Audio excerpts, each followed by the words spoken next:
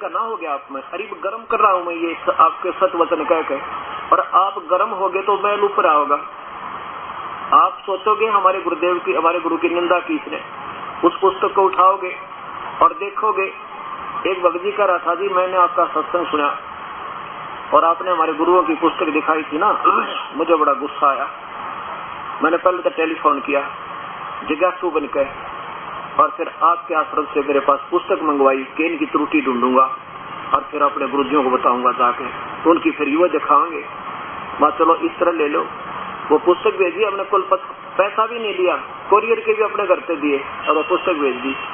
ने बोले जी पहली बात से तो मैं यहाँ इम्प्रेसिव हुआ कि एक नया पैसा लिया नहीं, पुस्तक भेज दी।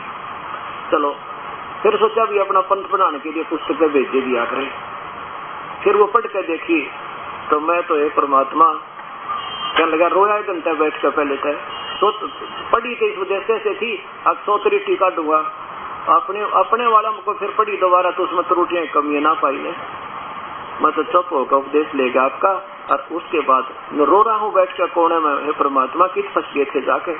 और मैं ये कहता हूँ कि मेरे 2 जूत मार लो आकर, अगर आपने दर्द हो जाता है भाई मेरे गुरु जी के बारे में गलतियों का, फिर दास के उसको एक बार फिर देख लो जाके, और गलत पाओ तो 2 फिर मारियो और गलती मानूंगा अपनी, मैंने गलत कह दिया होता है, एक बार देखते लो। दास की क्या तुम्हारे आपके भले की कह रहा हूँ, और आपको ये कम से कम 4 साल के बाद 2 साल के बाद बात समझ में आओगी। सचमुच या तो बात कुछ और की, और जो शीघ्र समझ जाएंगे उन जैसी पुण्य आत्मा नहीं है। और समझने का समय आ गया, जो कुछ ज्यादा समय नहीं लगेगा, बहुत ही थोड़े दिन में दिखा दूंगा आपको। इस मैदान में मैं बैठा नहीं दिखा करूंगा। अब तो ठीक है पुण्यात्मा, क्योंकि शुरुआत ऐसी ही होती है जब प्रारंभ सूर्य उदय हुआ है, सूर्य उदय होता है सत्य, तो उदय के समय पहले पैर में चांदना थोड़ा होता है, और जब उदय होगा जब देखना चांदना ही चांदना हो जाएगा।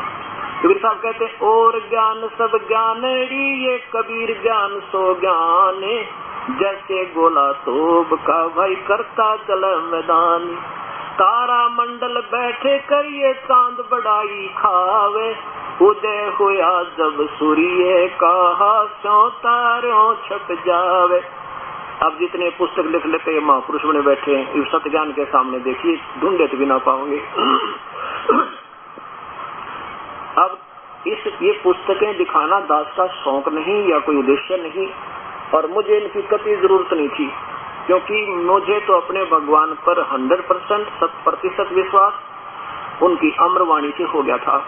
और फिर जो प्रभु के गुण होते हैं, मेरे को पहले झटके में वो परमात्मा के गुण भी प्राप्त हो गए थे जिनके लिए हम घूम रहे थे। फिर संशय दास तो नहीं रहा। फिर 20 प्रमाण मिले जिन महापुरुषों ने सतलोक में सतपुरुष देखा, आदरणीय गरीबदास जी, आदरणीय गुरु नानक देव जी, आदरणीय दादू साहेब, आदरणीय श्री धर्मदास जी, आदरणीय मुल्कदास जी, आदरणीय रामानंद जी महाराज, तो फिर कसर कौन सी रहेगी। फिर मुझे ये शंका बन गई कि जो आज वर्तमान में सतलोक बताओ का भगवान निराकार वहां पर है नहीं, और उसका तेज और केवल प्रकाश दिखाई देता, वो कति बहकार हैं आपको, उनको ना तो अनुभव क्या है का और ना उनके मंत्र ठीक।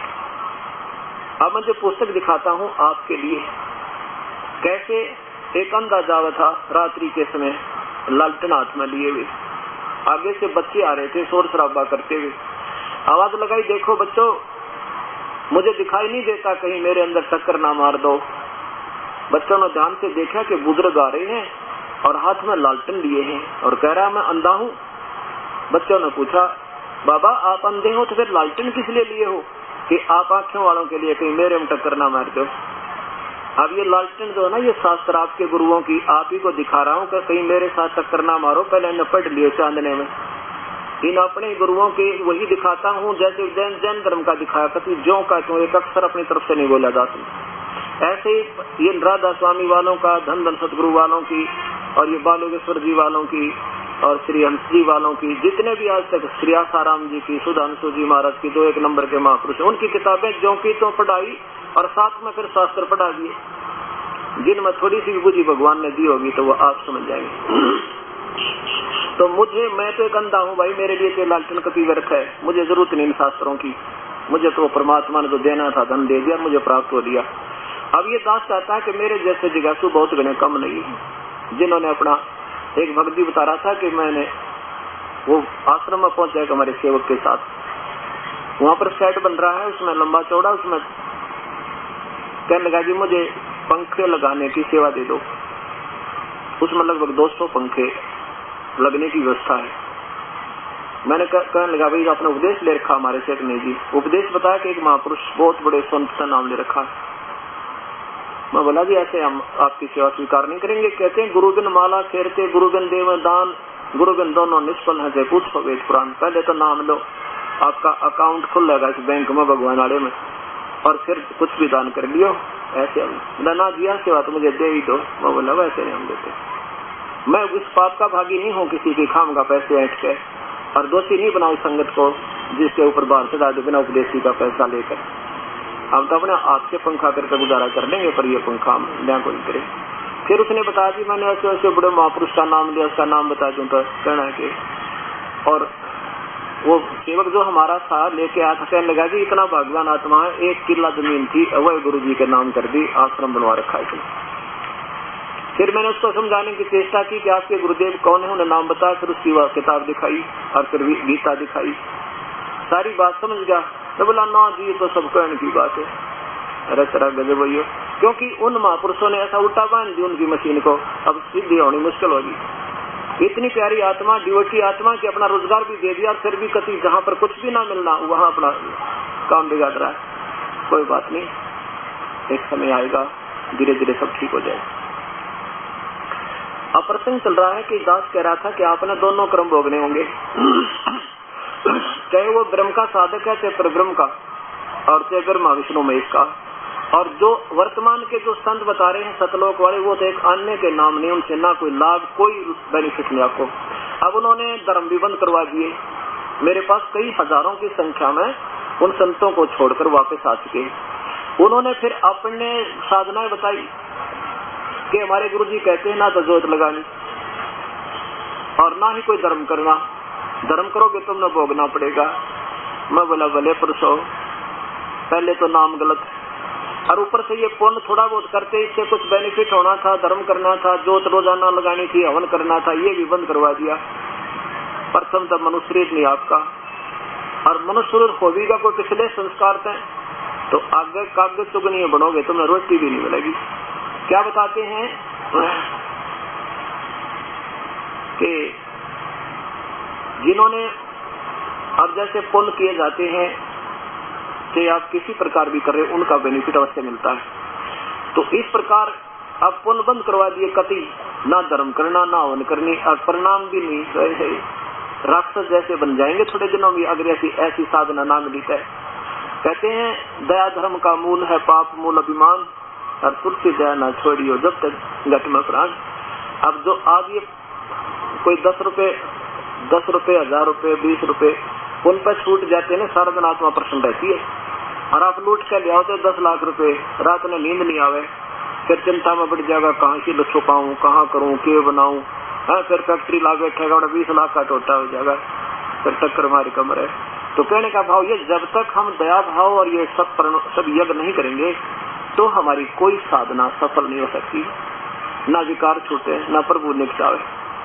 तो इस प्रकार दोनों कर्म भोगने पड़ेंगे। धर्मदास तुझे ठीक है बेटा, कोई पुण्य तेरा मान लीजिए तीर्थ का आने का श्रद्धा से बन भी रहा है, लेकिन पाप करोड़ बनेंगे। और उनके लिए इस पुण्य जो गीता का पाठ करने से भी थोड़ा पुण्य बनता है, क्योंकि धार्मिक शास्त्रों के पठन पाठन से ज्ञान यज्ञ बनती है।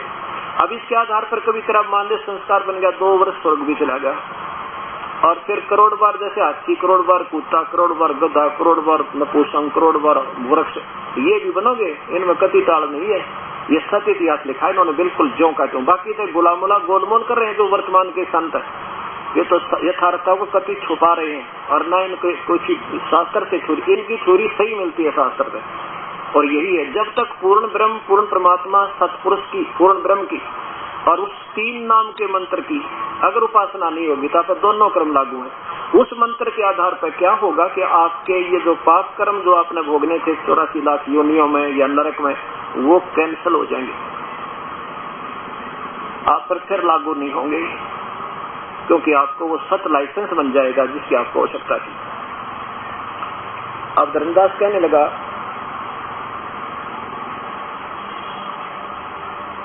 महाराज जी, कहने लगे जिंदा तू आदमी है या गम चक्कर है? एक भी बात तो ढंग की नहीं कर रहा मेरे तक, क्या मुझे तू नादान समझता है? फलाना है, नाराज हो गया, क्योंकि अब पुराना रंग इतना खतरनाक इस प्राणी के ऊपर है परमात्मा, ये सीधा सा होना ना देश ने ठीक है। तो परमात्मा अंतर ज्ञान हो गए, सामने से बैठे बैठे अदृश्य हो गए, अदृश्य हो गए। तो अब सामना आदमी बात करे व्यक्ति है, फिर एकदम अदृश्य हो जावे, एकदम धक्का सा लगे और बहुत चिंतित हो गया, घबरा गया वो धर्मदास जी, और बहुत चिंतित हुआ। रात को नींद नहीं आई, वही कोई फरिश्ता था, कोई भगवान का दूत होगा, किसी का, और कोई सद पुरुष होगा तो तूने गलत बात नहीं कहनी चाहिए थी कि तू गम चक्कर है।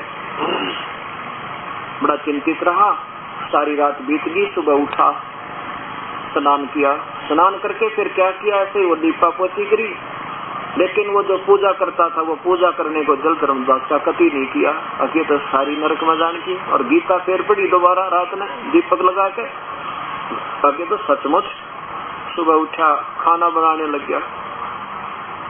खाना बनाने लगा तो लकड़ी तोड़ कर लाया जंगल से, लकड़ी लगा दी, वक्त से उठकर तब चूल्हा जला रहा है, रोटी बना रहा है। रोटी बनाते बनाते जब वो लकड़ी निकट आ गई, जलते जलते जब रहेगी ना 1-1.5 फुट की, और वह थी लगभग 5 फुट की, 4 फुट की, 3 फुट की, रहेगी वह सारी 1 फुट की, और वह बीच से खाली थी, ओलो थी, इसमें थोथी, और उसमें से चींटियां निकल रही हैं अपने मुख मंडे लेकर, और उस लकड़ी के चारों तरफ एक तरल द्रव और उबलता रहता है। थोड़ी सी गिल्ली लकड़ी हो ना, उसके लास्ट एंड पर आखिरी हिस्से पे एक द्रव तरल सा जो है उबलता रहता है, जैसे चाय उबला करे, और उसमें बाहर निकलने की चेष्टा करें तो उसमें पड़कर मर जाए, चटक चटक होकर। आगे अग्नि फूक रही थी। जब धर्मदास जी ने देखा, कोई तेरे की आज तब जुल्म हो गया, हे परमात्मा इतनी चींटियां जल गई आज मेरे हाथ से, हे परमात्मा सब घोर पाप हो गया मेरे से। अब वही वो लकड़ी निकाल कर पानी पूनी डाल कर वो जितनी बची हुई चींटियां बाहर निकाली, फिर बैठ कर रोया गणित काफी देर तक। फिर सोचा अपनी संकल्प आप पे बना के कि इस भोजन को किसी साधु संत को खिला दूंगा, मैं आप नहीं खाऊं, आज मैं निराहार रहूंगा। ये सोच के उठा के थाली संत तलाश में चला। आगे वो दयालु परमेश्वर एक साधु का रूप बनाकर, जिसको हम साधु मानते हैं, कान पड़वा रखी हो, जटा बढ़ा रखी हो, दाढ़ी बढ़ रही हो, माला डाल रखी हो, लाल कपड़े हो, उसने का संत माने। इस रूप में एक वृक्ष के नीचे विराजमान हो गए परमेश्वर आके। अब धर्मदास निकट पहुंचा तो कहा, महात्मा जी प्रणाम हो। अब प्रणाम भाई आ जाए। पहले दिन तो जिंदा मुसलमानों वाला वेशभूषा थी, अगले दिन एक हिंदू वाले संत के रूप में बैठिए। जब कहा कि उन्होंने धर्मदास ने कहा कि महाराज जी आपको भूख लगी होगी, भोजन पा लो। अकाजा धर्मदास भूख लगी है भाई मुझे। जब धर्मदास नाम कहा तो काफी गौर से देखा कि मैं तो इनको जानता नहीं, ये मुझे कैसे पहचान रहे। तो सोचा मैं बड़ा सेठ हूँ, भंडारे करता रहता हूँ, कहीं आए होंगे यज्ञ में और इसलिए जानते होंगे। कोई बात नहीं, बैठ गया कि महाराज जी भोजन पाओ, रख दे भाई। अब जो ही परमात्मा ने क्या किया, कबीर साहब ने एक लोटा रखा था अपने जल का, उसमें से जल लेकर एक मंत्र बुदबुदा कर और रोटियों के ऊपर से भोजन के ऊपर पानी छिड़क दिया, चीटे लगा दिए, तो सारी की सारे भोजन की चीटी बन गई, काली काली, और थाली सारी काली होगी। अब देखा धर्मदास को, और उसी रूप में आगे जो पहले दिन वार्ता हुई थी, जिंदा और स्वरूप बना दिया परमेश्वर ने। और कहने लगे, धर्मदास कल आप क्या कह रहे थे, मैं कोई हिंसा नहीं करते, हम जीव हिंसा नहीं करते, तेरे से तो कसाई भी अच्छे नादान, ये इतने जीव तूने मार रखे थे। अब देखा कि वो स्वरूप सामने जो कल बात हुई थी, चरणों में गिर गया, रोए, हाथ जोड़े, नाक रगड़े, हे परम पिता मैं पापी आत्मा था, आपकी सारी बात सच और मुझ पापी का एक नहीं जते थी, कल मुझे क्षमा करो मेरे मालिक, मैं नीच आत्मा हूँ, मुझे क्षमा करो मेरे मालिक। तब उस प्यारी आत्मा को सारी कथा सुनाई। धर्मदास तू काल के जाल में बैठा, तो मेरी आत्मा हो, आते हिंदू है, ते मुसलमान, ते सिख या ईसाई। और फिर वो कथा सुनाई जैसे कल आपको सृष्टि रचना सुनाई थी दास ने। फिर धर्मदास कहने लगा, हे परमेश्वर हम इतने नीच आत्मा अपने पति ने छोड़कर इस काल के ऊपर आसक्त हुए, हम पति वर्ता पद से गिर गए थे, मालिक आपने कैसे दया करी, आपने कैसे रहम हुई मेरे मालिक, कैसे आना हो गया आपका। और हे परमात्मा आज तक हमें ये ज्ञान क्यों नहीं दिया गया। कबीर साहब बोले, तुम बालक हो, तुम नहीं समझ सकते इस काल के जाल को, ये मैं बताऊंगा भाई। जब धर्मदास मैं सबसे पहले आया अपने पुत्र का, क्योंकि ये परमात्मा पूर्ण ब्रह्म जो है आकार में है सत्पुरुष मनुष्य जैसा इनका शरीर है, करोड़ सूर्य मिला दे, करोड़ चंद्रमा मिला दे, ऐसा इनका तेज, एक रोमकूप का इतना तेज फिर भी फीका रह जाए वो तेज सूर्य और चंद्रमा का मिला हुआ, इतना सुंदर शरीर है परमात्मा का, मनुष्य जैसा है। और ये परमात्मा जब यहाँ आता है तो इनके पास सिद्धि होती है, इस शरीर जो के तो शरीर पे एक और कोट पहन लेते हैं, दूसरा कवर चढ़ा लेते हैं तेज पुंज का, हल्के तेज पुंज का, जैसे 100 वाट के बल्ब 1000 वाट का बल्ब होता है, और उस पर एक सफेद पॉलीथिन गहरी सी बांध दे तो उसका ओरिजिनल शरीर प्रकाश कम हो जाएगा और थोड़ा थोड़ा जल क्या करे। ऐसे वो परमात्मा कहते हैं मैं अपने पुत्र योग संतान का जोग जीत का रूप बनाकर आ गया। अगर वो परमात्मा अपने पता लग जाए इस काल में कि स्वयं मालिक आगे इसका हार्ट अटैक हो जाए, ज्योति निरंजन का, सही बताता हूँ आपको, लेकिन वो परमात्मा ऐसा नहीं करते, क्योंकि हम अपनी कमजोरी अपने पैर पर आपको आड़ा मार के आए हैं। और ऐसा नियम बनाया मालिक ने कि सब इच्छा से तुम यहाँ गिरे थे आके, और अपनी इच्छा इतनी प्रबल बना लोगे मेरे में जब तुम मेरे पास आओगे, और साथ में एक नाम कमाई करके इस काल का ऋण उतारना होगा ज्योति निरंजन का। तो क्या हुआ धर्मदास, जब मैं योग संतान रूप बना के अपने पुत्र का, और जिस पुत्र के रूप में मैंने इनको वहां निष्कासित किया था काल को सतलोक से किस ब्रह्मांड समेत, तो जब मैं यहाँ कहा इसका ज्योति निरंजन का लोक,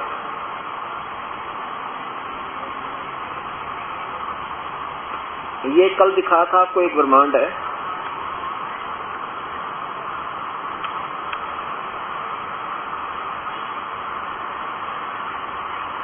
ये एक ब्रह्मांड है। और इन महापुरुषों को जो आज सतलोक की महिमा गाँव है, चाहे किसी ब्रह्म की, चाहे कितनी बात बनाओ, उनको एक ब्रह्मांड का भी ढंग से ज्ञान नहीं है, न ब्रह्मा विष्णु में इसको एक ब्रह्मांड का भी ज्ञान नहीं है। ये एक ब्रह्मांड है और इसमें ये 3 राजधानी स्थल बना रखे हैं, श्री विष्णु, श्री ब्रह्मा, श्री शंकर जी का, और ये तीनों भगवान एक एक विभाग के इन 3 लोकों पर मालिक है। रजोगुण विभाग के विष्णु ब्रह्मा जी, सतोगुण विभाग के श्री विष्णु जी, और तमोगुण विभाग के श्री शिव। और ये केवल पृथ्वी लोक, स्वर्ग लोक, पाताल लोक, 3 लोकों के ऊपर ये एक एक विभाग के मंत्री हैं। और ये काल जो है स्वयं ज्योति निरंजन, ये महाविष्णु, महाशिव और महा ब्रह्मा के रूप में इस ब्रह्म लोक में एक अलग गुप्त स्थान बनाकर रहता है। अपनी पत्नी दुर्गा को, शेरा वाली ज्योति निरंजन की पत्नी है, इन दोनों के सहयोग से ब्रह्मा विष्णु में इसकी उत्पत्ति हुई है। जब ये सतोगुण प्रधान क्षेत्र है, ये तमोगुण प्रधान, ये रजोगुण प्रधान क्षेत्र, ये काल दुर्गा काल, ये ज्योति निरंजन ये आकार में मनुष्य जैसा है, लेकिन ये सभी किसी को किसी साधना से दृष्टिगोचर नहीं होता, इसलिए इसको अव्यक्त और निराकार मान रखा है अपनी सोच से। ये महाब्रह्मा रूप में यहाँ रहता है और दुर्गा को माँ सावित्री रूप में रखता है। जब इन दोनों के संयोग से जो पुत्र उत्पन्न होता है उसको रजोगुण बनाकर ब्रह्मा नाम रख देते हैं और उसको फिर नीचे का एक मंत्री बना देते हैं अपने बेटे को रजोगुण विभाग का। उसके बाद ये जब इस सतोगुण प्रधान क्षेत्र में ये स्वयं महाविष्णु होता है, काल दुर्गा को माँ लक्ष्मी रूप में रखता है, और यहाँ जो पुत्र उत्पन्न होता है इनसे तो उसको ये सतोगुण बनाकर और विष्णु नाम रख देते हैं। फिर ये तमोगुण प्रधान क्षेत्र है, इसमें ये महाशिव सदाशिव स्वयं काल होता है और दुर्गा को माँ पार्वती बनाकर रखता है। इन दोनों के संयोग से जो पुत्र उत्पन्न होता है उसका नाम ये विष्णु शिव रख देते हैं और तमोगुण बना देते हैं। ऐसे फिर इसने एक महास्वर्ग बना रखा है यहाँ पर इस पर्वत के पार। इस महास्वर्ग में एक नकली सतलोक, नकली अलखलोक, नकली अगमलोक, नकली अनामी लोक, ये यहाँ स्थान भाव से नहीं दिखा पाया। इसके पीछे इन्होंने बहुत बड़ा एकांत स्थान पर वो बना रखे हैं जीवों को धोखा देने के लिए। अब देखिए पूरा ब्रह्मांड, ये एक ब्रह्मांड में, प्रत्येक ब्रह्मांड से 21 ब्रह्मांड है ज्योति निरंजन के काल के। एक ब्रह्मांड में ये स्वयं मुख्यमंत्री का रोल करता है, 3 पुत्र उत्पन्न करके इनको मंत्री बना देता है। ऐसे ऐसे इस काल के ज्योति निरंजन के 21 ब्रह्मांड है। ये देखिए ऊपर ज्योति निरंजन काल ब्रह्म के लोक अर्थात 21 ब्रह्मांड का लघु चित्र। अब यहाँ देखिए ये एक ब्रह्मांड आपने देखा, ऐसे ऐसे 5 ब्रह्मांडों का एक ग्रुप बनाकर महाब्रह्मांड नाम रखा है। ऐसे ऐसे 4 महाब्रह्मांडों में ये 20 ब्रह्मांडों को रोक के और ये काल यहाँ पर इसको बंद कर रखा है। इसे अलग स्वयं एक महाब्रह्मंड तुल्य, इस एक महाब्रह्मंड तुल्य ऊपर स्थान दे रखा है, इसमें ये स्वयं यहाँ रहता है। इसमें फिर सामने इसने एक लॉक लगा रखा, ये सामने ऊपर जाने के रास्ते को, और इधर से ये रास्ता इस नकली एक, यहाँ पर भी इसने एक नकली सतलोक, नकली अलखलोक, नकली अगामी और अनामी लोक की रचना काल ने धोखा देने के लिए इन प्राणियों से के लिए करा रखी है, इस अपनी दुर्गा के।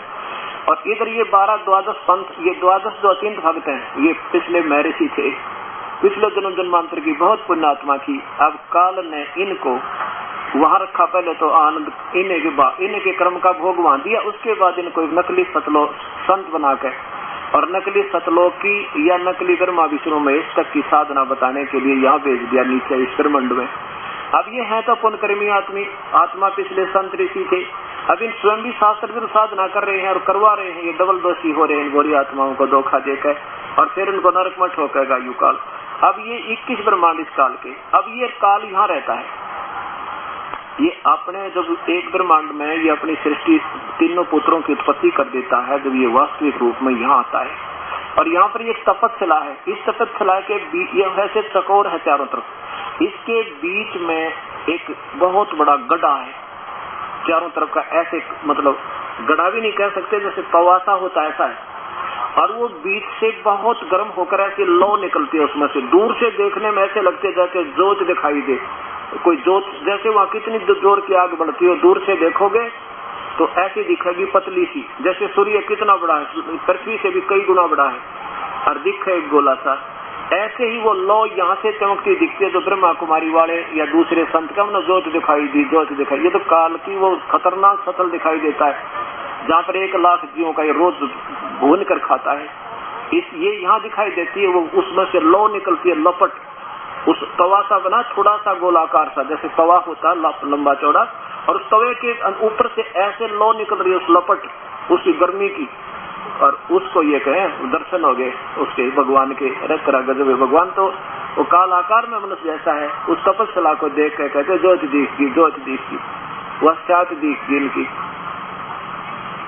अब यहाँ देखो न ये राधा स्वामी बोला प्रकाश दिखाई देगा, अब सूर्य बिना प्रकाश हो किसका। अब यहाँ देखो ये एक देखो आप, ये है वो काल के लोक 21 ब्रह्मांड, ये ब्रह्म कहलाता है, ये परब्रह्म, इसके 7 संख 7 मिलियन, ये 7 संख ब्रह्मांड परब्रह्म के, और ये असंग ब्रह्मांड है, ये पूर्ण परमात्मा सतलोक में सतपुरुष, ये मानुष सदृश शरीर है, और ये परमात्मा का वास्तविक स्वरूप है, और यही परमात्मा अपनी वास्तविक ज्ञान देने के लिए इस काल के ब्रह्मांडों में आता है।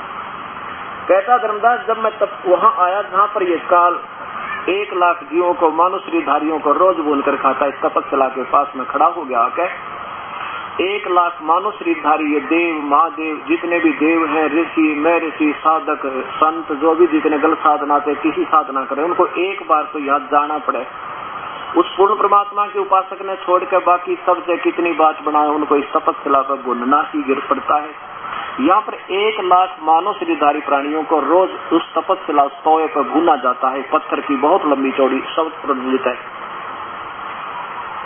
अब क्या कहते हैं धर्मदास, जब मैं अपने पुत्र योग संतान उर्फ जोग जीत का रूप बनाकर आया, इसलिए कि देखा मैंने उस प्यारी आत्माओं का, कोई गधा बना रखा, कोई गधी बना रखी, कितना सुंदर शरीर था सतलोक में आपका। जब धर्मदास को ज्ञान हुआ ना, जब ने कहा था मेरे हंसा भाई तू हंस रूप था, जब तू आया अपना स्वरूप बोल, मैं बोला तू ताते जीव कहा, मेरे हंसा भाई तू तो परमात्मा जैसा था, तेरा गुण ईश्वर जैसे गुण थे तेरे में, क्योंकि हमारा जो वास्तविक शरीर है ना, इसके अंदर ये सकुल शरीर, अंदर कारण फिर महाकारण फिर कवल्य और ऐसे कई आवरण चढ़ाने के उपरांत वास्तविक शरीर अपना है अंदर, अब भी है वो। और जब ये भक्ति से सतज्ञान से ईश्वर की रजा से जब ये सारे कवर हमारे हट जाएंगे, खत्म हो जाएंगे, फिर वो वास्तविक रूप अपना, जो कहता हूँ 16 सूर्य जितना तो तेज है अपना अंदर, 16 सूर्य जितना, इतना सुंदर शरीर मनुष्य जैसा है, वो कभी विनाश में नहीं आता, और वह ना हमारे बेटे मरते ना बेटी मरती, सदा सुखी रहने वाला सतलोक है। अब ये क्या बताते सतलोकी में गाने वाले कहते ना, तो वह भगवान, क्योंकि तो निराकार है प्रभु सतपुरुष, और आपा बोला लीन हो जाएंगे उसमें, ऐसा तरह के जो भैया जब वहाँ भगवान है ही नहीं तो हम वहाँ क्या करेंगे जाकर भाई, जब वह परमात्मा आगे है ही नहीं तो हम क्या करेंगे वहां? जैसे मैं यहाँ बैठा हूँ, सत्संग कर रहा हूँ, और कोई कहे भाई बड़ा बढ़िया सत्संग हो रहा है, वहाँ ऐसे ऐसे ग्राउंड है, और कोई पूछा भाई गुरु जी है वहाँ, महाराज जी है? ना, महाराज जी तो निराकार है, कौन आओगा यहाँ पे? कोई ना हो यहाँ पे। तो ऐसे जब परमात्मा वहाँ है ही नहीं तो हम क्या करेंगे वहां जाके? इसे अनाथ यहाँ पर, इसे वहां पर, फिर क्या फायदा वहां जाने? वह परमात्मा कबीर परमेश्वर मनुष्य जैसा है और हमारे सदृश है, और अपना भी मनुष्य जैसा ही शरीर वहां पर मानव सदृश होगा, इसलिए इसको पुरुष कहा है। पुरुष क्यों कहा? क्योंकि वहां जाने के बाद हमारा केवल आत्म तत्व हो जाएगा और मानव सदृश शरीर रहेगा, कभी अजर अमर नहीं। यानी वही गुण आत्मा वही परमात्मा में मिलते जुलते काफी, लेकिन वो परमात्मा शक्तिशाली ज्यादा है, उसका करोड़ सूर्य मिला दे, करोड़ चंद्रमा, ऐसा एक रोमकूप का सूर्य तेज भी ज्यादा है उस परमेश्वर का, इसलिए थोड़ा सा आत्मा और परमात्मा में इतना अंतर है। अब परमात्मा कहते हैं कि धर्मदास, जब मैं तपस्या जहां पर वो 1 लाख प्राणी बोने जा रहे थे, मैं खड़ा हो गया के मैंने, मेरी कृपा से वो जलन जो थी, वह आंच जो गर्म लग रही थी उन प्राणियों को, वो बंद होगी। तपस्या तो जलती रहती है, आपने देखा होगा कांगड़ा में एक ज्वाला जी बोले वो आप लो जले जा, और वहां भी ऐसे ही वो काल का जाल है। तो वहां क्या हुआ कि मेरे जाते ही वो जितने भी प्राणी वहां तड़प रहे थे, क्या करता है ये काल? जैसे सारे जीवन में कोई खट्टे मीठे पदार्थ, सुल्फा, सिक्की, अफीम खाकर और जो भी एक नाना प्रकार के चटपटे भोजन खाते हैं, तो इसका एक तत्व इस स्थूल शरीर पोषण के उपरांत सूक्ष्म शरीर के ऊपर लिप्त हो जाता, जमा हो जाता, बहुत बुरी तरह सपंद की तरह, और उसको ये 1 लाख प्राणियों का माल वहां उस गंध ने निकालता है काल, और उसको ये तो तड़प रहे थे बुरी तरह, आवाज मतलब बेहोश हो जाते हैं तड़प तड़प कर, और काफी देर को समय निहित किया, उसके बाद वो सब अपना माल छोड़कर और वो फिर कर्माधार पर जो के तो धर्मराज के पास आ जाते हैं, और उस माल में फिर वो काल खाया करे। ऐसे 1 लाख प्राणियों का रोज आहार करता है। जीव मरता नहीं है, लेकिन मरने से भी बूंदी दुर्गति। फिर गधेर को देखा महावीर जैन जी का जीवन वैसे, और आप जो साधना करे तो साधना नहीं कर सकते उस महापुरुष जैसे जो आज से कब प्रारंभ की होगी उसने। अब क्या है दास का कहने का कि कभी परमात्मा बता रहे हैं कि मैं जब वहां का खड़ा हुआ ना, मेरी कृपा से वो जलन बंद होगी, सब जीव बैठ गए तपस्या के ऊपर, न्यो के नो, उनको कोई दर्द नहीं हो रहा था। तो मेरे से कहने लगे, हे परमेश्वर, हम कौन से कर्म का दुख भोग रहे हैं? उन्हें सोचे ये भगवान होगा जो हमने हमारा जो सही मान लेकर ये क्योंकि यहाँ कर्म के दुख ने सब माने, विद्वान पुरुष तो सब मानते हुए कर्म का दंड है। तो कहने लगे, प्रभु हमें कौन से कर्म का दंड है ये जो हम इसी बुरी तरह तरफ रहे हैं? तब परमात्मा बोले, ये बिना भाग का दंड है भाई तरह, बिना कर्म का दंड है तुम्हें, ये वो दंड है तुम मेरे से भी छुड़कर आए थे, इस काल के ऊपर आसक्त हुए थे, ये दंड है बेटा तुम्हें, यो नहीं ये सारा दंड ही इस कारण से। फिर सारी कथा सुनाई परमेश्वर ने, बेटा तुम मेरे पास रहा करते, अरे देख लो जिसको तुम अव्यक्त कहा करते ना, निराकार है निराकार है, अब दिखाऊंगा तुझे तुम्हारा निराकार भगवान तुम्हें खाने के लिए आओगा। और उसमें कहते हैं कि देखो बेटा तुम कितनी साधना करते थे, आप कौन थे मध्यवेदी, आप कौन थे मैं त्रिवेदी, और तू कौन था मैं चतुर्वेदी, और मैं गीता का पाठ करने वाली, मैं वेदों का ज्ञाता, मैं धर्म क्रिया करता, मैं ऐसे करता था, मैं वो पूजा करता था, मैं तो दूसरे किसी का बुरा नहीं किया, और फिर भी आप यहाँ क्यों आए? और पता नहीं भगवान तब सारी कहानी बताई, बेटा केवल इस उद्देश्य के देश ने सब ये जंजाल फैला रखा है, अपने तीनों पुत्रों के द्वारा ब्रह्मा शरीर बनवावे, विषय वासना पैदा करके, और विष्णु जी सतीथी रखा आपकी यहाँ पर एक दूसरे में मोह ममता फंसा के अंतिम सांस तक यही मर जावे, इनको कोई चिंता दूसरी सूझे नहीं। और शिव जी संहार करके 1 लाख रोज यहाँ भेज देता बेटा। तब वो कहते हैं परमात्मा हमने तो निराकार मान कर इसी की भक्ति की थी, वेद पुराण कह समझाई,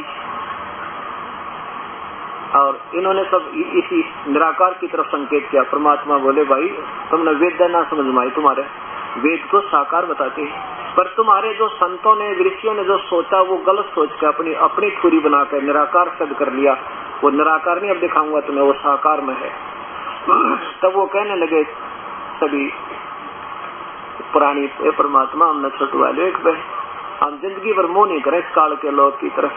कहने लगे बेटा ऐसे नहीं कर सकता मैं, हमारा एक संविधान है कि आप जो है नीचे जाओ, जब का मानव शरीर मिले ना तुम्हें, तब मेरा कोई संत मिल जाए या मैं आऊं और ये सत्ज्ञान आपके सामने होगा, सबसे न्यारा होगा और बिल्कुल यथार्थ होगा, सब शास्त्रों पे आधार होगा। जब मेरा कोई संत मिल जाए उससे तुम उपदेश ले लेना और वो जैसे बता डट कर भक्ति करना, और फिर मैं जानू ये काल जाने बेटा अपनी भक्ति करवा कर तुमने फिर वापस ला सकता हूँ, तुम बहुत ऋणी होगे उसके।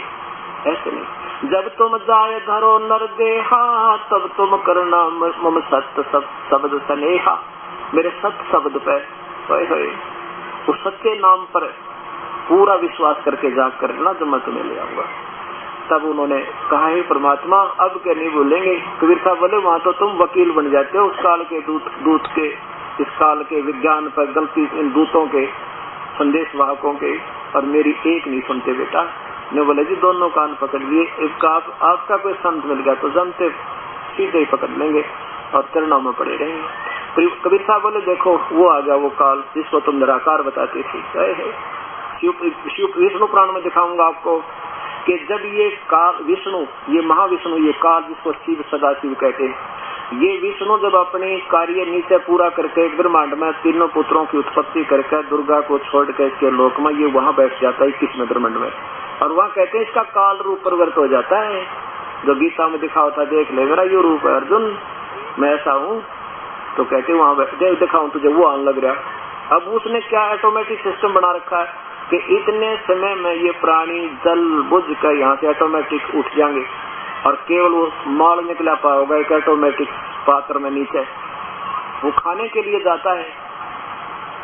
तो उसने जब देखा कि देखो बेटा वो आ रहा है वो काल, देखा तुमने वो आ रहा वो है वो काल, तुमको निराकार बताया करते सारे। अब देखो ओछा माथा, काली सूरत, लंबे दांत, अब ये 1000 भुजा भी दिखा सकता है और 2 में भी रह सकता है, ये सिद्धियां होती है। उसने देखा कि वो आ रहा 2 भुजा युक्त, वो सामने काल है, और तुम जाओ यहाँ पे मेरी इसकी वो है बात। अब वो सारे प्राणी तो परमात्मा ने अपनी शक्ति से भेज दिए, अपने कर्माधार पर कोई भूत बना चाहे गधा बना चाहे देव बना चाहे महादेव बना चाहे राजा बने बनो। अब उधर से काल जब आया सामने देखा जोगजीत रूप में खड़े भगवान को, अब उसी जोगजीत रूप में परमात्मा ने उसको निष्कासित किया था वहां से 21 ब्रह्मांड समेत सतलोक तक।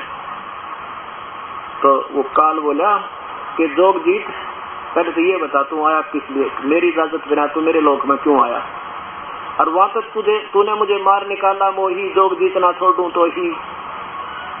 पहले तो ने बोला तू मुझे कोई आदेश है परमात्मा का तो वो बता दे, और फिर तो न गड़ूंगा गिर के। जोगजीत क्योंकि परमात्मा को अपना भाई समझ रहा था, जिसने उसको ईश्वर आदेश उसी रूप में आके निकाला था।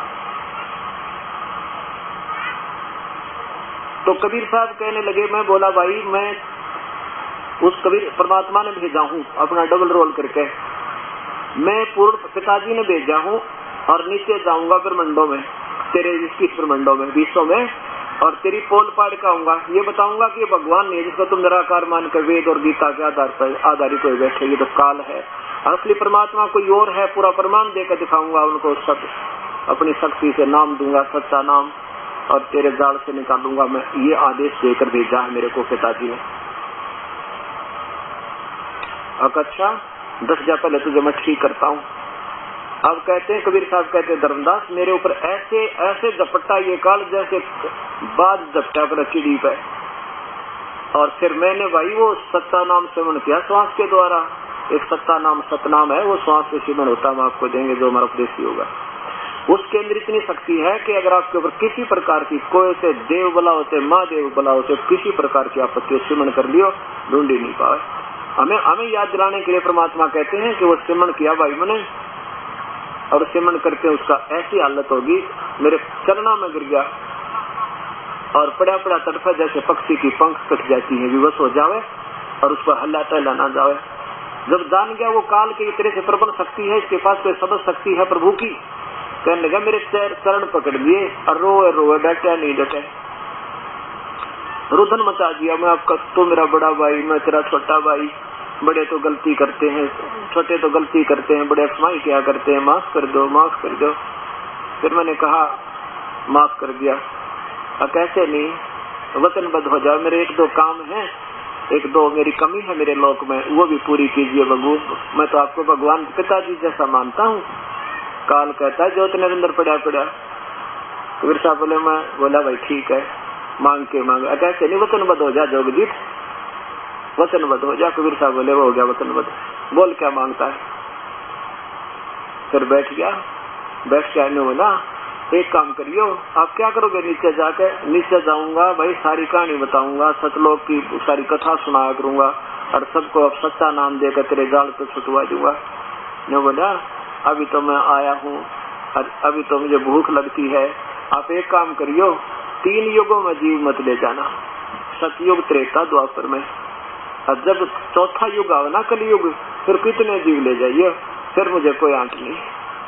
और एक काम करियो आप अपना ज्ञान दियो, हम अपना ज्ञान देंगे, आपका जो ज्ञान स्वीकार कर ले आपका, मेरा ज्ञान स्वीकार कर ले मेरा, ये और दया कर दियो। अच्छा भाई और बोल, 2 शर्त और रखी वो भी दे दी। और बोल के मांगे वैसे कबीर साहब बोले तथास्तु, दे दी भाई। अभी आपके मन में ये शंका आएगी कि भगवान इसे अनजान जान थे तो उसको 3 युगों में राहत क्यों दे दी, थोड़े जीव ले जाने की और चौथे युग में गणे ले जाने की। अब प्यारी आत्माओं परमात्मा अनजान नहीं है, वो सारा जाने।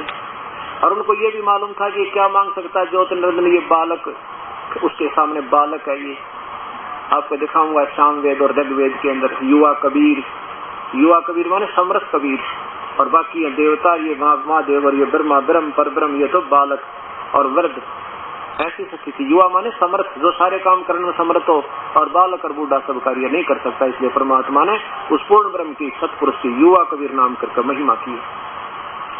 तो कबीर साहब को मालूम था ये क्या मांगेगा कि 3 युगों में जीव ये भक्ति नहीं करे सतलोक की। क्यों नहीं करे कि सतयुग में इतना सुख हो इस प्राणी को, लाखों वर्ष की उम्र होती है और पत्नी से पहले पति नहीं मरे और बाप से पहले बेटा नहीं मरे, और बड़े स्वस्थ शरीर, बड़ा शुद्ध वातावरण, और सबकी समाधियां लगती हैं ऊपर जहां लगाते हैं, कोई ब्रह्मन देख रहा, कोई कीटो घूम रहा होता है, सीधी आकाश में उड़ जाने की, क्योंकि उस समय पुण्य कर्मी प्राणी पिछले संस्कारी हंस आते हैं, तो कोई भक्ति ना करे।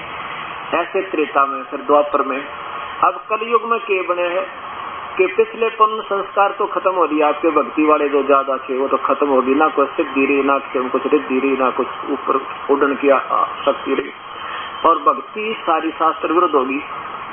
और फिर आपके ऊपर जो कर्म दंड आएगा, इन भगवानों की भक्ति से ठीक नहीं हो सकता, तो सिर पटक लियो, क्योंकि ये कर्म से कम जाता, कर नहीं सकते। और परमात्मा कहते हैं कि मैं जब आऊंगा ये अपना दास भेजूंगा तो शक्ति दे दूंगा, अंत तो उनके काम सरेंगे, जो सिद्धि नहीं नाम ले लेगा। और फिर ये आप जान जाएंगे भगवान कैसा होता, फिर एक ज्ञान निर्मल होगा जो सबसे धन्य होगा।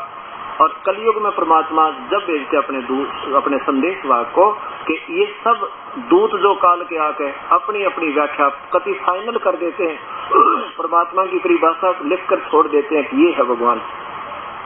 और फिर वो परमात्मा अपनी सत्य ज्ञान का ढोल पीटता है, और फिर सबको वो कलम बंद करके उनके हाथ बंधवा कर परमात्मा ने आज सबको चुप करवा दिया। अब ये प्यारी आत्मा सब समझ जाएंगी भगवान कौन है और कैसा है, क्या परिभाषा है उस परमेश्वर की।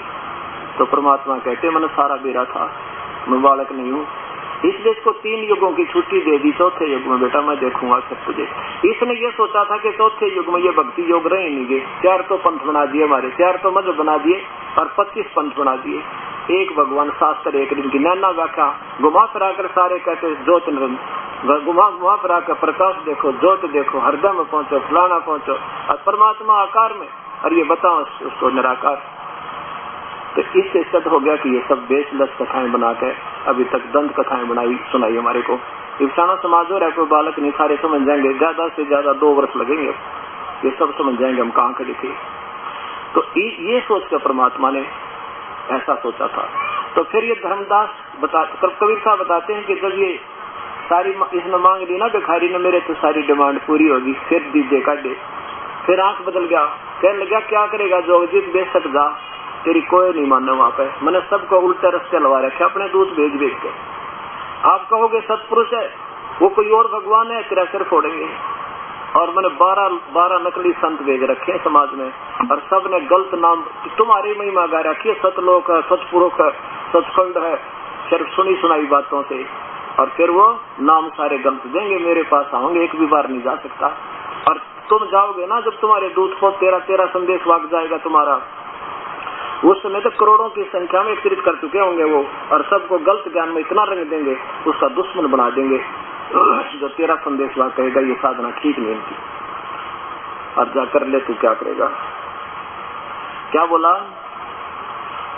दवा 10 पंथ करूं मैं साजा, नाम तुम्हारा ले करूं आवाजा। दवा 10 पंथ नाम जो ले ही, सो हमरे मुख आन समोही।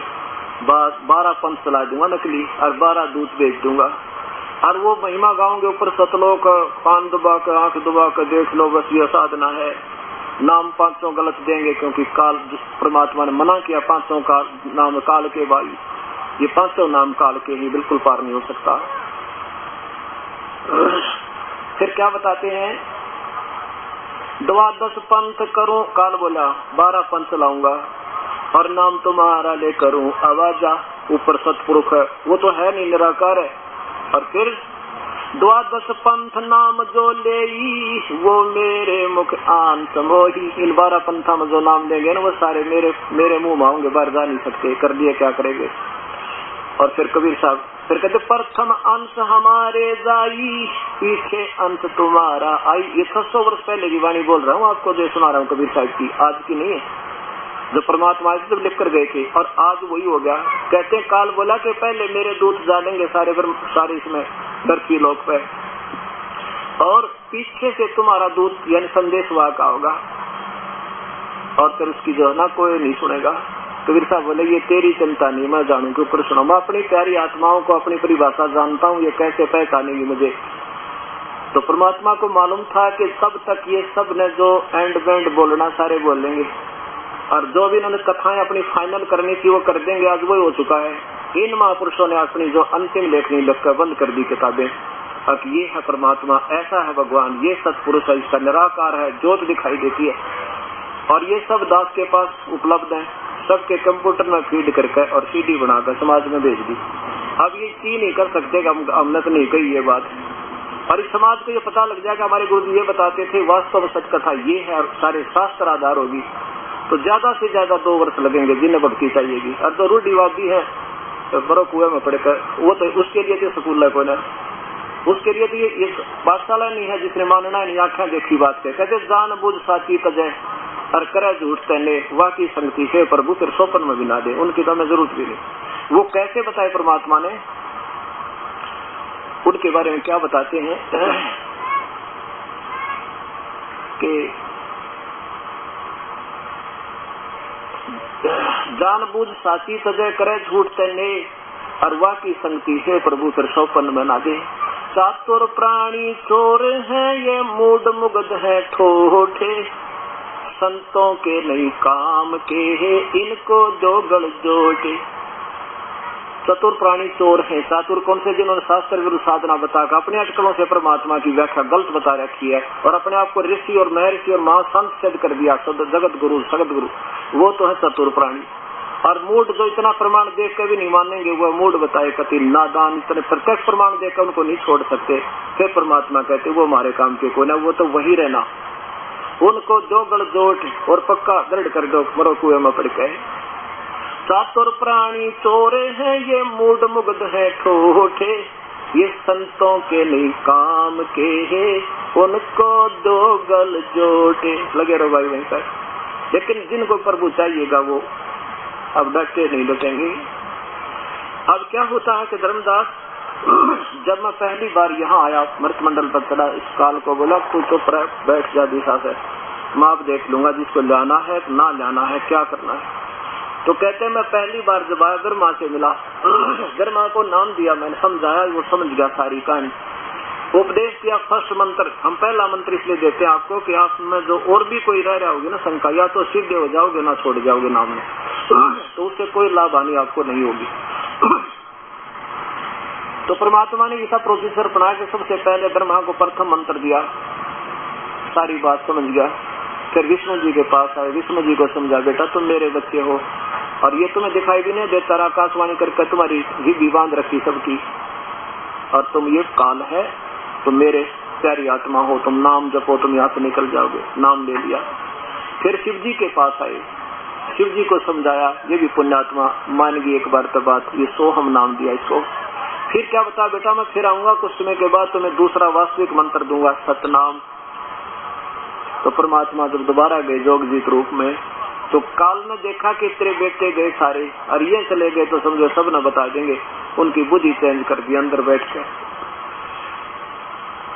और ब्रह्मा को के मन में क्या पैदा कर दिया कि झूठ बोलता है, वेदों में लिखा सो फाइनल है और कोई परमात्मा नहीं है, बस एक ज्योत निरंजन, ये ब्रह्म, यही फाइनल परमात्मा है, अंतिम प्रभु है। दोबारा जब परमेश्वर गए तो ब्रह्मा ने यही उठ पटांग की, देखो स्वामी जी मैं आपकी बात को गलत नहीं मानता, लेकिन वेदों से अलग मैं नहीं मान सकता। कबीर साहब बोले वेद एक बार पढ़ कर देख दे, इसमें क्या लिखा है। क्या बता कि वेद हमारा भेद है, हम वेदों में ना, और जिस वेद से मैं मिलूं वो वेद जानते ना। वेद जो है ये मेरी महिमा गा रहे हैं, कबीर परमेश्वर है, कबीर सर्वशक्ति मान है, सरस्वती सृष्टिनहार कबीर है, अंगारी कबीर है, बम्बारी कबीर, सतलोक में रहता है वो कबीर मैं हूँ भाई। मुझे सतपुरुष अकाल मूर्ख सब स्वरूपी राम कहते हैं, मेरा असली नाम कबीर है। कहते हैं वेद हमारा भेद है, मैं वेदों में ना, और जिस वेद से मैं मिलूं वो वेद जानते ना। वेदों में क्या है कि ब्रह्म की तो पूजा की विधि है, बस ओम नाम का जाप और 500 यज्ञ, और उसके बाद महिमा गा रखाई है पूरे परमात्मा की। पूर्ण ब्रह्म कोई और है, उसका नाम कबीर है, वो सब सृष्टि रचनहार, वो पूजा के योग्य है। हमारी पूजा पूरी नहीं है, हमारी पूजा भी अच्छी नहीं है, लेकिन समझने वाले के पास ये 5वां जो वेद है, जो दास समझा रहा आपको, ये इसमें वो सारी विधि प्रभु के पाने की, ये 5वां वेद इनके पास काल ने दिया नहीं, इसने गुप्त कर दिया। तो क्या बताता है परमात्मा के वेद हमारा भेद है, जिन वेदों को तुम चारों वेदों को फाइनल मान रहे, ये मेरी ही महिमा गा रहे हैं, पर जिस वेद से मैं मिलूं वो ये वेद जानते ना, ये चारों वेदों का वर्णन नहीं। तो ऐसे गीता जी में कहा कि अर्जुन मेरी पूजा करनी ओम नाम की जाप है मुझ ब्रह्म की, और उस परमात्मा की पूर्ण ब्रह्म वो सर्वशक्तिमान सर्वसुखदायी सदा अजर अमर करने वाला और अजर अमर है, उसकी भक्ति करनी तो संत न ढूंढ ले। यही यजुर्वेद में लिखा है। यजुर्वेद में यही प्रमाण है 40वें अध्याय के 10वें और 13वें श्लोक 12वें श्लोक में कि देखो मेरी भक्ति करनी है तो यहाँ तक की उपलब्धि है, उस वो परमात्मा कोई और है, तो उसके बारे में जानकारी कोई तत्वदर्शी संत यानी पूर्ण संत तुझे बताएंगे, वैसे तू ऐसे कर लेना। तो ऐसे इन चारों युगों में परमात्मा आए, लेकिन तीनों के तीनों ब्रह्मा विष्णु महेश ने मना कर दिया, कहने लगे जी वैसे आप ठीक हो, हम आपसे बुरा नहीं मानते, पर हमें ब्रह्मा ने बता दिया। वो दोनों और नाट के कबीर साहब बोले भाई ना मानो इसके बस की बात है। अब ब्रह्मा विष्णु में इसका दोष क्या बेचारों का, यहाँ किसी का छोटा मोटा सुख हो गया, अच्छी कोठी हो, एक कार हो, शाम में गुटी ला ले और फिर सिनेमा देख ना, फिर क्या जरूरत भगवान की, और ये तो 3 लोग के प्रभु। तो ये फिर बाद में समझ में आएगी, जो बात कभी बिगड़ जाएगी, तो उससे पहले जो लग जाएगा वो पुण्य भागी होगा, उसके भाग बड़े होंगे। अब ये सारी सतिथि बताकर परमात्मा ने कहा, जो धर्मदास फिर सारी कथा सुनाने लगा कि आप कहते हैं ना ऊर्ध्व, फिर धर्मदास कहने लगा भगवान एक बात समझ में नहीं आती, इतने दिन हो गया हम ब्रह्मा विष्णु में इसकी पूजा करते हुए 4-5 पीढ़ी 7 पीढ़ी तो मेरे याद है, तो क्या ये गलत है? क्या ब्रह्मा विष्णु महेश की फिर इतनी महिमा बनी कैसे? फिर ये पूजा के योग नहीं है तो फिर इनकी महिमा बनी कैसे? जैसे दास ने परसों सुनाया था आपको कल कि ब्रह्मा विष्णु महेश से तीनों गुणों की पूजा गीता मना किया हुआ है। रजगुण ब्रह्मा है, सतगुण विष्णु, तमगुण शिव। तो कबीर साहब कहते हैं कि इनकी महिमा तो आज भी इतनी है ब्रह्मा विष्णु महेश की, लेकिन तुमने उल्टा काम करवा दिया इन संतों ने। कैसे? अब देखियो गीता जी का अध्याय नंबर 15 के वो 4 श्लोक सुनाता हूँ, इनसे ये सारी कहानी समझ में आएगी आपका कि ब्रह्मा विष्णु महेश की पूजा कैसे करनी है और हम कर कैसे रहे हैं। अब देखो ये ऐसा निर्मल ज्ञान है, अब 100 बार सुनोगे ना जब समझ में आओगी। क्योंकि जैसे बच्चा स्कूल जाता है, A for Apple, B for book सारे साल करे, और जबकि जब नेक्स्ट क्लास में होने योग्य होता है, ऐसे ही बात लगातार सुनते रहोगे, यहाँ भी सुनोगे, CD भी देखोगे, किताब भी ले जाओगे, फिर आप परफेक्ट बालक बन जाओगे, बड़े फटाफट बोला करोगे, सारी समझ जाओगे। तो अब पहले तो हमने ये आपको खूब समझाना पड़ेगा और 100 बार सुनोगे ना प्रभु की कथा, फिर भी अच्छी लगनी चाहिए आपको, तो आप भक्त हो। अथ पंथ 10वां अध्याय, पहला मंत्र।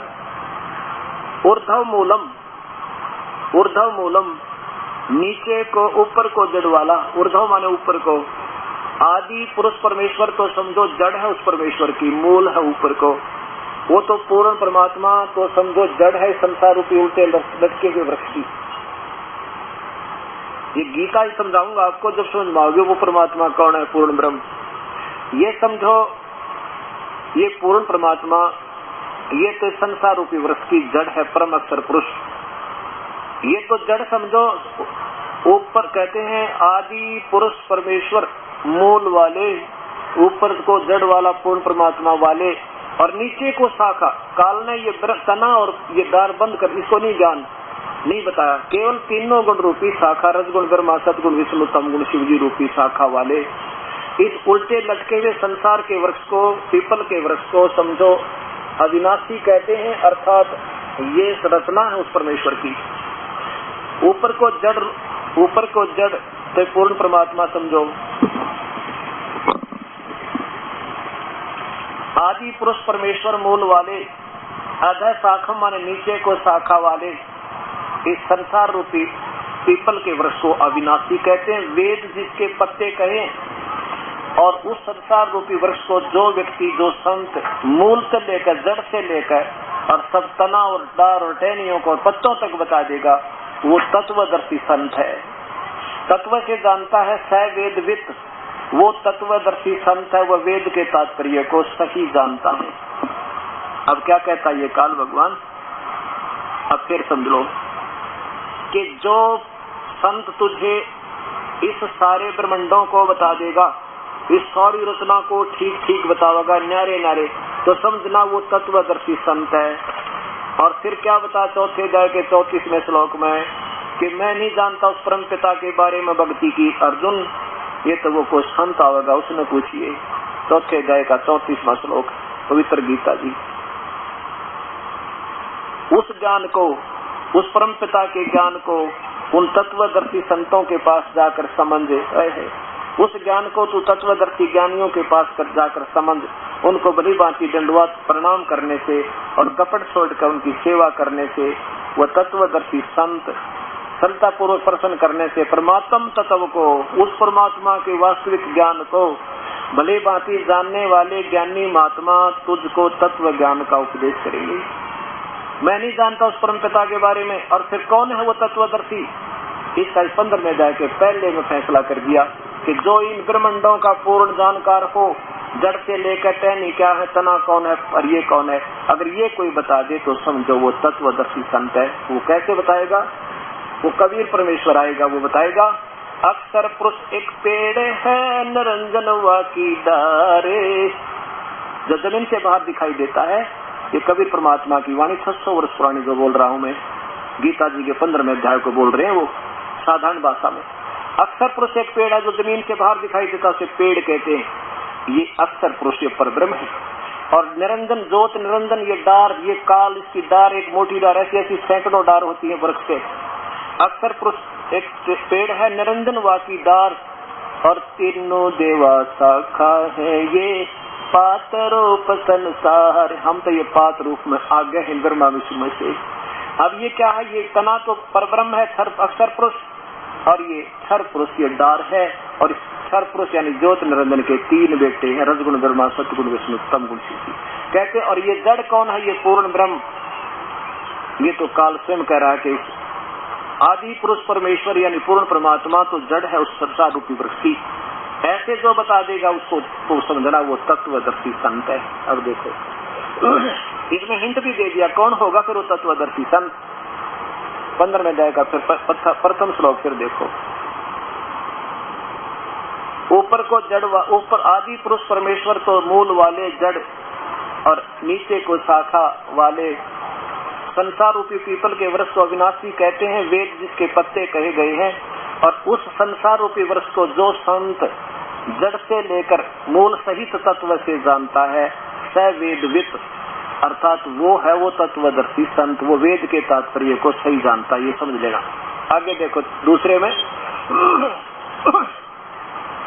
अब ये उस संसार रूपी वृक्ष की तीनों गुण रूपी रजगुण ब्रह्मा, सतगुण विष्णु, तम गुण शिव जी रूपी शाखा, ये जल से बड़ी हुई नहीं, ये इनकी अपनी सोच है। वो विषय पर वाला शाखा, विषय पर वाला शाखा, विषय विकारों की ये शाखाएं, ये तो नीचे को इस तीनों लोकों में और इस मनुष्य फैली है, और मनुष्य लोक में, इस पृथ्वी लोक में कर्मा के बंधन में ये बांधे तुमको, ये पार नहीं होने देते ब्रह्मा विष्णु में इस तक की साधना वाले, ये कभी पार नहीं हो सकते। आगे देखो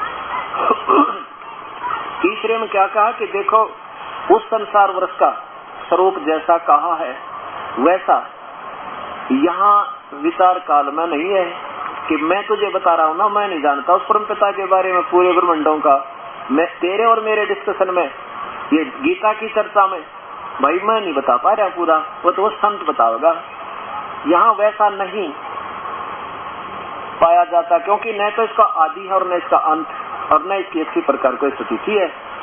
इसलिए इस सुविरड मूलम, सुविरड मूल, अति दृढ़ मूल, यदि इसको भूल जाओ, अति दृढ़ मूल वाले संसार रूपी पीपल के वृक्ष को दृढ़ वैराग्य रूपी शस्त्र द्वारा काट कर, यानी जिस उस सत्य ज्ञान रूपी हथियार द्वारा काटा जा सके, इसको सुलझाया जा सके, समझा जा सके, वो तरीका और कोई नहीं। वो सत्य ज्ञान से समझोगे भाई, इसने हथियार रूप से काटोगे। आगे देखो चौथे में कमाल कर दिया, 15वें अध्याय का चौथे श्लोक में क्या कह दिया भगवान ब्रह्म ने कि भाई उसके पश्चात जब तुझे कोई भाग जग जा, वो आजा संत बताने वाला परम पिता की रजाते हैं, उसके पश्चात उस परम पद रूप परमेश्वर को भली भांति खोदना चाहिए,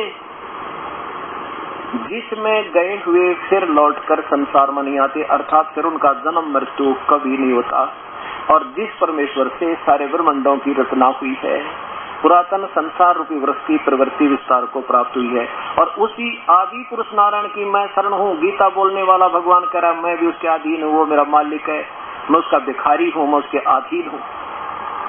इस प्रकार दृढ़ निश्चय करके उसी की पर पदे माने पूजा करो। अब निधि जासन जो भी वो तो दास बताओगा कैसे भक्ति करनी, इनको क्या मिला, ये तो ठीक है सरलास कर रहे हैं अपने हिसाब से। अब क्या बताया कि फिर देखो अर्जुन, फिर तेरे भाग जाग जाओ, तत्वदर्शी संत मिल जाए, फिर देर मत करना। उसके पश्चात उस परम पद रूप परमेश्वर को बड़ी भांति खोजना चाहिए, जिसमें गए हुए व्यक्ति फिर लौटकर संसार में नहीं आते, और जिस परमेश्वर से पुरातन यानी पुरानी सृष्टि की रूपी वृक्ष की रचना हुई है, प्रवृत्ति विस्तार को प्राप्त हुई, जिसने इसको रचा है, और मैं भी उसी परमेश्वर की शरण में हूँ, मैं उसका पुजारी हूँ। ये कबीर परमात्मा ही, अब दिखाऊंगा आपको, एक कथा सुनाऊंगा कल के सत्संग में। तो इस प्रकार दृढ़ निश्चय करके उसी भगवान की भक्ति करना, मेरी नहीं। अब कहते हैं उसकी भक्ति करने से फिर जन्म नहीं होता। अपने बारे में बताते हैं अर्जुन, तेरे और मेरे तो बहुत जन्म हो रही है। चौथे अध्याय का और ये 5वां श्लोक देखो, ये देखो अर्जुन, तेरे और मेरे तो बहुत जन्म हो लिए, परंतु अर्जुन मेरे और तेरे बहुत से जन्म हो चुके हैं, उन सबको तो नहीं जानता, मैं जानता हूँ। इति सिद्धम के काल तो जन्म और मृत्यु में है। अब वो कौन है, वो परमात्मा, उसके बारे में ये दास की ड्यूटी लाई है परमेश्वर ने, और अब आपके सामने वो तथ्य आएंगे जो सारे के सारे हमारे पुरातन पवित्र शास्त्रों में खजाना दबा था, लेकिन आप तक वो पहुंच नहीं पाया। ये हमारे संतों की और इस काल की मेहरबानी रही, क्योंकि काल ने लिखा है गीता में कि मेरे हाथ में सब प्राणियों की बुद्धि है जो मेरे अंतर्गत है, और जब चाहे उनमें ज्ञान रूपी चांदना कर दूं, जब चाहे अंधेरा कर दूं। ये भगवान फेल कर रखे ऋषियों की के बसाए बोली आत्माओं की, इन संतों के जो वर्तमान में बैठे यहाँ पर, ये तो उसका जो कृपा पात्र हो गया, फिर ये काल हट जाएगा बुद्धि का। और फिर ये शास्त्र आपके उंगलियों पर टिप्स, हमारे बच्चा देख लो जो 4 साल हो गए नाम लिए, इनसे श्लोक नंबर पूछ लो, ये को आपको बता देंगे उस श्लोक नंबर में क्या लिखा गीता है, क्योंकि इनकी बुद्धि से काल हट चुका है और परमात्मा का पंजा हो चुका है।